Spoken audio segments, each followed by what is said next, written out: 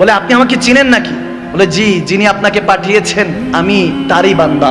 যখন মালিক বিন দিনার বলে আপনি এত পরেজগার ব্যক্তি, আপনি জানেন আমি কে? বলে এটাও জানি, নিশ্চয়ই কেউ না কেউ খাবে আপনাকে বলেছে যে আমার হজ এই বছরও কবুল হয় নাই। অবাক হয়ে গেলেন, স্ট্রেঞ্জ হয়ে গেলেন, বলে ব্যাপার কি?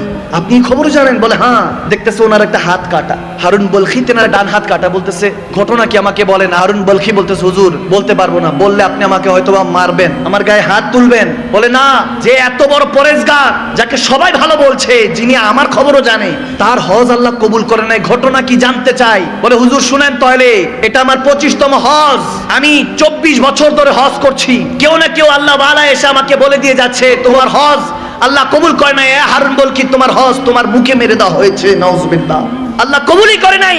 তিনি কান্না করে উঠলেন, হাউমাউ করে উঠলেন। বলে হুজুর 25 বছর আগে আমি শরাবী ছিলাম, শরাব পান করতাম, মদ পান করতাম, বেহুশ হয়ে থাকতাম।